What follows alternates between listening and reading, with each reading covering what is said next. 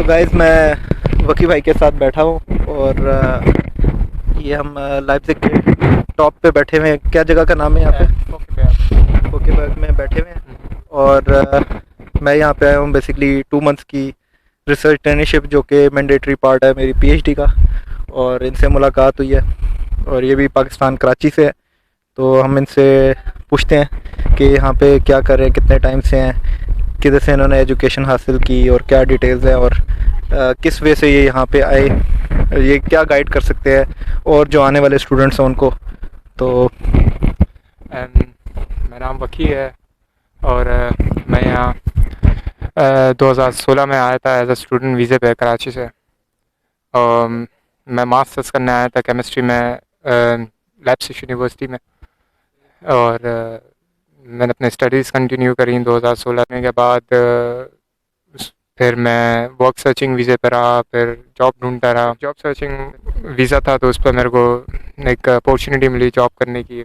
नहीं, थोड़ा डिटेल में बताएं। आप 2016 में आपने कहा आपने कराची से बैचलर्स किया था, किस चीज़ में? केमिस्ट्री में। केमिस्ट्री में। और फिर आप मास्टर्स के लिए आए यहाँ पे Leipzig institute, Leipzig university Leipzig university में। सही है। और फिर उसके बाद आपने कब फिनिश किया? मैंने 2020 में। और इसके दौरान मतलब जो वीज़ा एप्लीकेशन थी वो आपने कराची कॉन्सुलेट में की? इस दौरान नहीं, मतलब आने से पहले?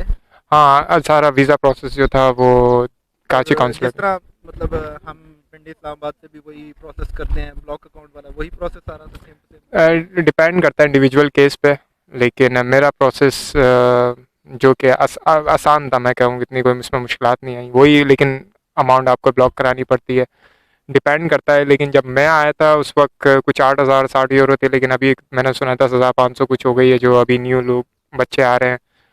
और दूसरा ये कि पहले जब मैं आया था तो उस वक्त ये होता था कि आप डायरेक्टली डॉइचे बैंक में अकाउंट खुलवा सकते थे, लेकिन अब ये होता है कि आपको एक थर्ड पार्टी में अपने अकाउंट में पैसे जमा कराने होते हैं और फिर जब यहाँ आ जाते हैं फिर अपने हिसाब से आप बैंक चूज़ करते हैं और फिर वहाँ अपने पैसे मंथली जो है वो एटीएम से आप विड्रॉ कर सकते हैं? इसका कोई मंथली चक्कर नहीं होता है। इसका ये होता है कि जो आपका जो इमिग्रेशन ऑफिस है वो कैलकुलेट करता है महीने का खर्चा। जो आप 10,500 कुछ भी लाते हैं वो आपका सिर्फ साल का खर्चा होता है। ठीक है। लेकिन ये डिपेंड करता है इमिग्रेशन ऑफिस पे कि अगर वो आपको 1 साल का वीज़ा दे रहे हैं या डायरेक्टली 2 साल का दे रहे हैं, डिपेंडिंग इंडिविजुअल केस, और उस पर भी डिपेंड करता है कि कौन से सिटी में। तो लाइप्ज़िग के पॉइंट ऑफ व्यू से बताएं, आप इससे सेटिस्फाइड हैं? मैं डिग्री है क्या मतलब है स्टेट में कंपेयर टू म्यूनिख या बर्लिन और जगहों पे जो लोग आते हैं, स्टूडेंट्स आते हैं, उनके कंपैरिजन में आप कहते हैं कि ये अच्छी है जगह, बेस्ट है?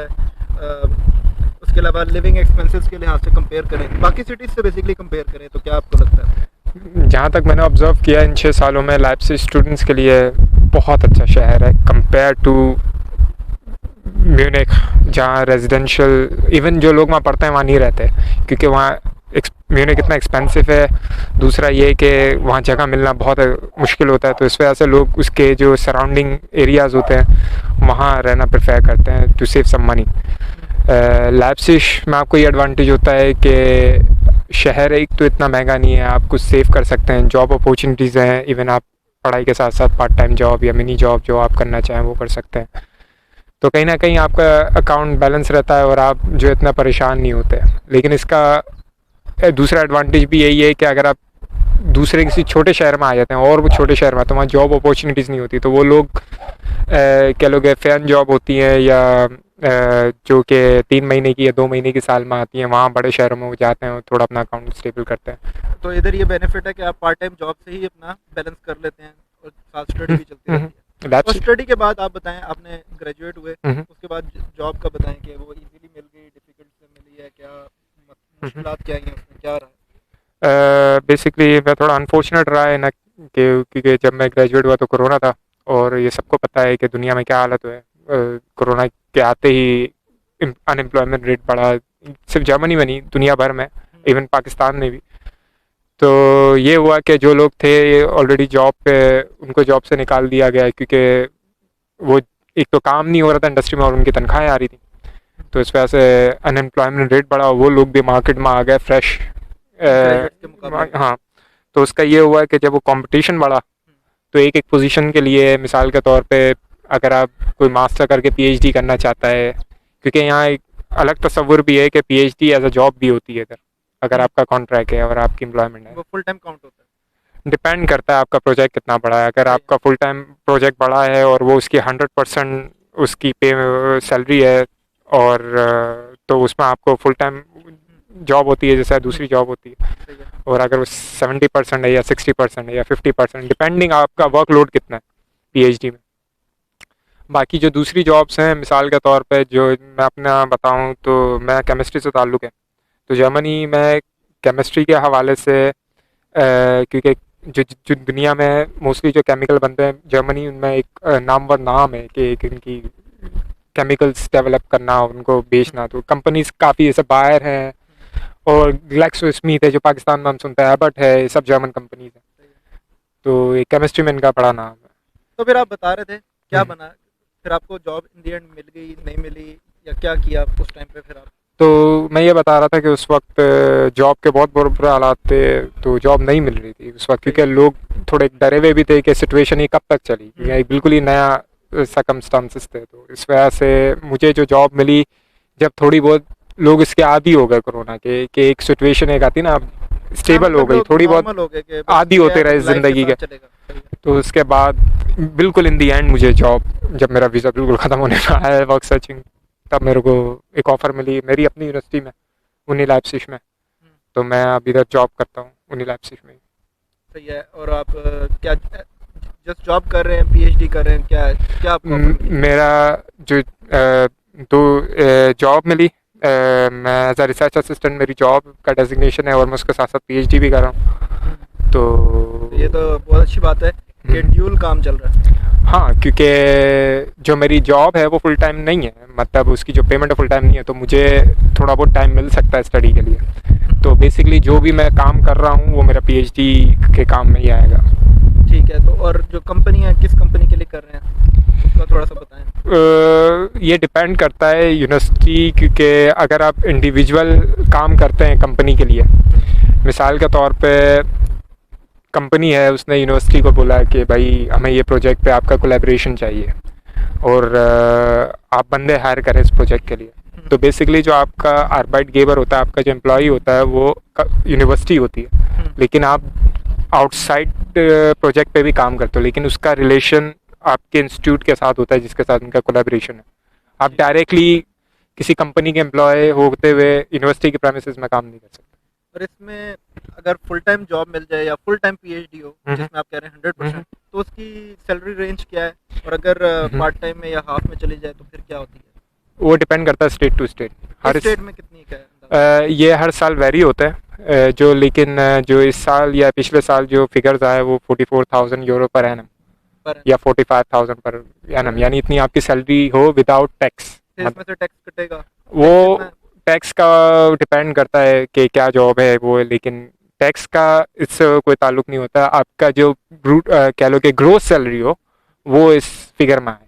तो पर मंथ अंदाजन कह लो आप राउंड अबाउट विद टैक्स, मतलब इंक्लूडिंग टैक्स, अराउंड 3,000 यूरो हम कह सकते हैं, या 2,500 यूरो, क्या डिपेंड करता है ना। अगर आप अच्छा, इसके अलावा मुझे ये बताएं कि चलो जॉब पॉइंट ऑफ व्यू से तो हो गया, एज अ स्टूडेंट ये कैसी सिटी है? स्टूडेंट्स के लिए फ्रेंडली है? और पाकिस्तानी इंडियन कम्युनिटी है इधर, नहीं है? शॉप्स वगैरह का क्या सीन है, खाने पीने का? कम्युनिटी तो है, पाकिस्तानी इंडियंस लोग हैं इधर, और खाने पीने के भी अच्छे हैं, हलाल फूड्स हैं। जो पाकिस्तान से स्पेशली मुस्लिम्स लोग हैं वो जो आते हैं तो उनके लिए हलाल फूड्स के ऑप्शंस हैं। पाकिस्तानी कुजीन्स हैं, इंडियन कुजीन्स हैं, तो खाने पीने का कोई इशू नहीं है। आप कहीं से भी आए हो आउटसाइड, मतलब आउटसाइड यूरोप या अमेरिका, ऑस्ट्रेलिया, कहीं से भी, तो उनके लिए खाने के ऑप्शंस हैं, स्पेशली लाइप्ज़िग में कोई ऐसे। और कंपैरेटिवली ये बाकी सिटीज़ के कंपैरिजन में आप कह सकते हैं कि ये चीप सिटी है, स्टूडेंट यहाँ पे सस्टेन कर सकता है पार्ट टाइम जॉब से, और वो जो है अपना साथ स्टडी भी चला सकता है? देखो ये थोड़ा ट्रिकी क्वेश्चन है। अगर आप मिसाल के तौर पे आपकी यूनिवर्सिटी फ्रैंकफर्ट में है, तो वहाँ जॉब अपॉर्चुनिटीज़ और सैलरी लाइप्ज़िग से ज़्यादा है।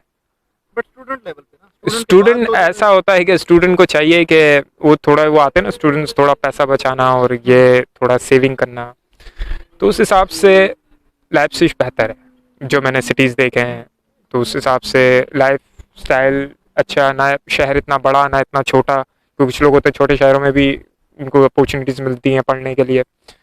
तो लाइप्ज़िग सही है, मतलब ना इतना बड़ा है ना छोटा है, जॉब अपॉर्चुनिटीज़ हैं, यूनिवर्सिटी अच्छी है, तो मौके अच्छे हैं, तो क्यों नहीं लाइप्ज़िग। ऐसा आप कंपेयर करो म्यूनिख से तो नहीं, क्योंकि वहाँ अगर आप, एक तो घर मिलना मुश्किल होता है म्यूनिख जैसे बड़े शहरों में, और प्लस वहाँ जॉब अपॉर्चुनिटीज़ बहुत होती हैं कंपेयर टू लाइप्ज़िग, सैलरीज अच्छी होती हैं, लेकिन वही है कि जितना महंगा शहर होता है वहाँ घर ढूंढना, वहाँ रहना, उसका एक्सपेंस बर्दाश्त करना, तो वो स्टूडेंट्स के लिए थोड़ा मुश्किल होता है। तो वो बेसिकली क्या करते हैं, वो जो जब इतने महंगे शहर होते हैं वो उनके आसपास के एरियाज़ में रहते हैं, दूसरे छोटे स्मॉल टाउन्स में रह लिए, तो वो क्योंकि वहाँ एक तो घर मिल जाते हैं प्लस सस्ते मिल जाते हैं कंपेयर टू सिटी, तो वो वहाँ रहना प्रेफर करते हैं। तो अगर आप शहर में रहना चाहते हैं, शहर के बीच बीच में, और शहर को एक्सप्लोर करना चाहते हैं, तो लाइप्ज़िग आई गेस अच्छा शहर है स्टूडेंट्स के लिए। ठीक है। और यहाँ पे पाकिस्तानी इंडियन कम्युनिटी काफ़ी ज़्यादा है। सही है, मतलब ना इतनी ज़्यादा है ना इतनी कम है, मतलब इट डिपेंड, आपने मैंने एक एक इंडिविजुअल को तो नहीं देखा, हाँ, मतलब मतलब मतलब चढ़ते फिरते relative लोगों को देखा है, तो उससे है। अंदाज़ा हो जाता है कि पाकिस्तानी फैमिलीज़ भी हैं, लोग बिजनेसेस भी कर रहे हैं। हलाल खाने पीने का भी कोई इशू नहीं है। हाँ, जैसे मैंने पहले बताया, यहाँ बहुत शॉप हैं इधर हलाल की, तो खाने का कोई इशू नहीं है, आप जो भी जिस किस्म का खाना चाहते हैं वो मिल जाता है। सही है। चले ठीक है, थैंक यू सो मच, आपके टाइम का भी बहुत शुक्रिया। और व्यूवर्स, कोई आपके पास क्वेश्चंस हों जो आपको लगे कि स्टिल मैंने नहीं पूछे, या मैं पूछना भूल गया हूँ या मिस आउट हो गए हैं, तो आप मुझसे पूछ सकते हैं डायरेक्टली, आप मुझे ईमेल कर सकते हैं या आप कमेंट्स में लिख सकते हैं, तो मैं वकी भाई से जो है डायरेक्ट कांटेक्ट में हूँ और मैं इनसे पूछ सकता हूँ और मैं आपको आगे इन्फॉर्म कर सकता हूँ। So keep watching my channel and have a lovely time, see you next videos, bye.